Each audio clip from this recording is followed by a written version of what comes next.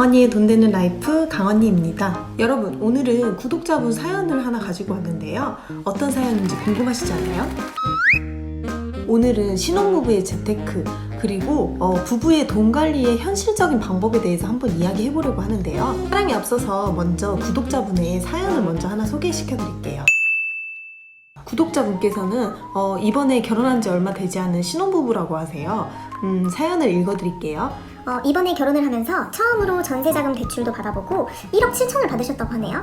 그리고 또 그 과정에서 청약에 당첨이 되었는데 결혼 자금으로 다 돈을 써버려가지고 계획 없이 청약을 넣었더니 결국 포기를 했다고 하십니다. 그래서 현재는 비상금이 2천만 원 정도 남아있다고 하세요. 이 구독자분께서는 신용대출을 받고 청약 아파트를 가지려고 했으나 상황상 신혼부부 특공으로 기회를 또 만들면 된다고 생각을 하셨다고 해요. 그래서 청약에 당첨된 아파트를 가시지 않으시고 그 이후에 기회를 놓친 것 같아서 매일매일 눈물을 흘리면서 굉장히 후회를 하셨다고 합니다. 그러면서 또 돈에 대해서 조급함도 많이 생겼고 다른 신혼부부들은 돈 관리를 어떻게 하는지 굉장히 궁금해하신다고 하셨어요. 그리고 매일매일 만 원이든 뭐 얼마든 계획을 가지고 중도상환 수수료 0.7%를 내면서라도 대출을 갚고 있고 나머지 돈은 저축을 하면서 돈을 모으고 있다고 하십니다.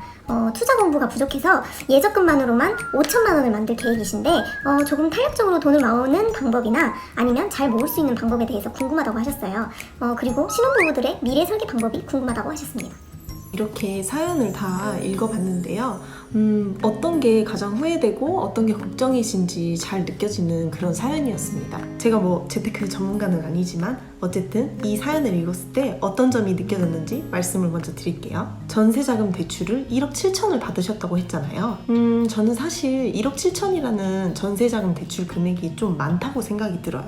물론 지금은 전세 기간이 좀 남아있으시니까 이 대출 금액을 상환을 하고 계시는 계획이 있으시겠지만 전세 기간이 다 끝나게 된다면 좀 더 저렴한 집으로 뭐 이사를 가시던지 아니면은 좀 대출 이자를 많이 안 내는 방향으로 좀 집을 옮기시던지 임대주택을 좀 고려해 보시던지 그러셨으면 좋겠어요. 그래서 혹시나 임대주택에서 좀 아니면 이자들을 좀 더 덜 낼 수 있는 그런 주택으로 옮기신 다음에 그 기간 동안 목돈을 모으신 다음에 신혼부부 특공을 다시 도전해 보셔서 그때 또 될지 모르잖아요. 그렇게 추후를 좀 도모하시는 것도 좋은 방법이 되지 않을까 이런 생각을 했었습니다. 그리고 너무 매일매일 이렇게 중도상환 수수료를 내가시면서 대출을 갚으시는 것보다는 어느 정도 기간, 뭐 6개월이든 1년이든 그 기간을 정해놓고 목돈을 모은 다음에 그때그때 한 번에 좀 대출을 상환하셨으면 좋겠어요. 그리고 예적금을 5천만 원 모으시겠다고 계획을 하셨는데 예적금을 모으시는 것도 중요하긴 하지만 먼저 대출을 상환하시는 계획을 세우시는 게 중요할 것 같아요. 목돈을 어느 정도 어떤 기간 동안 모은 다음에 이 금액을 대출을 먼저 상환을 한 다음에 어느 정도 그 비상금 정도만 모아놓고 대출 상환 계획을 먼저 하시는 게 좋을 것 같습니다. 그리고 신혼부부들이 어떻게 미래 설계 계획 같은 걸 하고 있고 어떤 식으로 투자 공부를 하면 좋을지 저희 부부를 예를 들어서 한번 소개를 해드릴게요.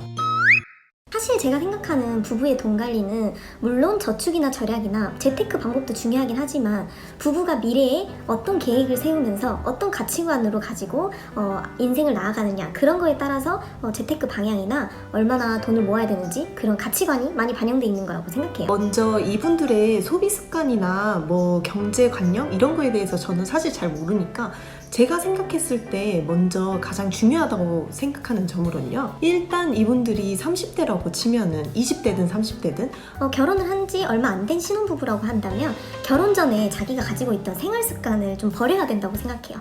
이게 사실 습관으로 돼 있어서 경제관념이 좀 어느 정도 정착이 돼 있을 수 있거든요. 그래서 과거의 습관이나 이런 게 버리는 게 굉장히 어려워요. 그렇지만 이제 결혼을 해서 앞으로 가정을 이끌어 나가려면 자기의 경제관념을 좀 예전에 안 좋은 습관들을 좀 버려야겠다 이런 생각을 먼저 하셔야 된다고 생각합니다. 자, 이제 솔로였을 때 경제 습관을 어느 정도 버리고 맨 먼저 해야 되는 게 뭐냐면 결혼을 해서 가장 처음에 중요한 건 통합 자산을 파악하는 게 가장 중요하다고 생각해요. 통합 자산이 어떤 거냐면 부인이나 남편이나 서로 자산을 어느 정도 보유를 하고 있고 뭐 저축액이 어느 정도 되는지 그런 거를 정확하게 파악하는 게 가장 중요하다고 생각하고요. 그리고 두 살림이 이제 합쳐졌으니까 고정비나 뭐 변동비 이런 부분이 좀 변화할 수도 있고 처음에는 정확하게 파악하기 어려운 부분도 있잖아요. 그래서 한 3개월 정도는 우리가 경조사비나 아니면은 각자의 고정비 같은 경우 뭐 아니면 아파트 관리비 이런 게 좀 어느 정도 정확하게 들어가는지 그런 걸 파악하는 것도 굉장히 처음에는 중요한 것 같습니다. 만약에 이 사연자 두 분 중에서 한 분이 남편분이든 아내분이든 돈 관리를 조금 더 잘하는 사람이 하시는 게 좋을 것 같긴 해요. 근데 돈 관리를 한다고 해서 한 사람은 나 몰라라 하는 게 아니라 두 분이 같이 어떤 가치관을 가지고 어떤 계획을 가지고 함께 공동으로 관리한다는 생각으로 돈을 모으셨으면 좋겠습니다. 예를 들어 저 같은 경우에는 제가 좀 더 돈 관리를 잘한다고 생각하기 때문에 제가 관리를 하고 있는데요. 그렇다고 해서 저 혼자 독단적으로 뭐 비용 지출을 하거나 그러진 않고 항상 서로한테 문자나 그 카드 사용 같은 거 하게 되면 문자를 통해서 서로 어떤 금액을 사용하는지 다 공유하고 있고 가계부를 한 달 정도 작성하며 같이 어떤 것에 지출을 했고 이번 달에는 어떤 거에 많은 지출을 했다 뭐 이러면서 서로 이야기를 많이 나누고 있어요. 저는 남편이랑 같이 앱테크로 캐시워크를 하고 있거든요.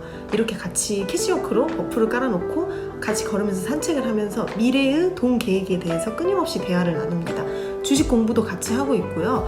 미래에 만약에 펜션을 하게 된다면 구체적으로 비용이 어느 정도 들어갈 것인지 앞으로 저축을 어떻게 할 것인지 그런 거에 대해서 굉장히 의논을 많이 하고 있어요. 두 부부가 차를 바꿀 시기라든지 아니면 육아비가 들어갈 그런 시기라든지 그런 거에 대해서도 구체적으로 이야기를 해보고 목표를 세워서 달성을 했다면 서로에게 적당한 그런 보상 같은 거 있잖아요. 그런 것도 해주는 게 또 돈을 모을 수 있는 그런 동기부여가 될 수 있다고 생각이 듭니다. 부동산이나 투자 공부도 함께 공부해 나가는 게 좋겠죠? 재무 목표나 아니면은 미래의 돈 계획에 대해서 끊임없이 대화하고 같이 세우는 게 진짜 내 집 마련을 빨리 할 수 있는 방법이라고 생각해요.